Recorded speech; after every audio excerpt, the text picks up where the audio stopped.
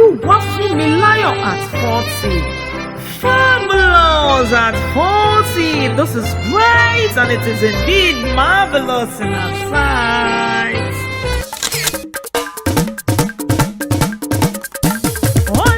Oluwafúnmiláyọ̀ pọ́gọ́jì ọdún Elédùmarè àṣẹ ológo. Ọmọ Òdúlésì pọ́gọ́jì ọdún Olódùmarè ẹ máa ṣeun.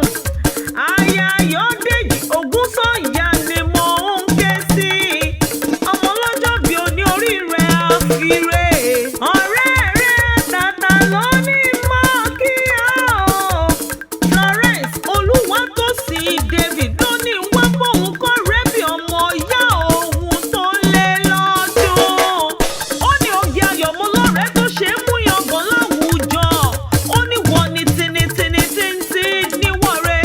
Ó lọ́rẹ̀ẹ́ tó ń fẹ́rẹ̀ fún níní o. Ó lóun mọ rírì rẹ̀ gidi. Ó lóun gba gbogbo ohun.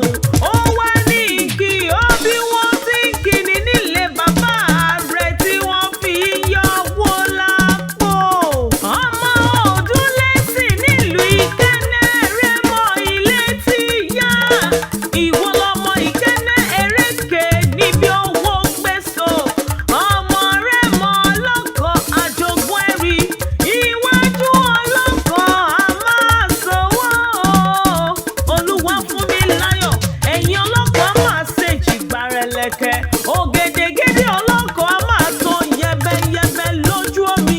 Ìwọ lọmọ ká fọ́ pa wá, ká fà jẹ wá, ká jọ panu, ká dá jẹnu, ká fò gèdègèdè owó wa kọ̀ délé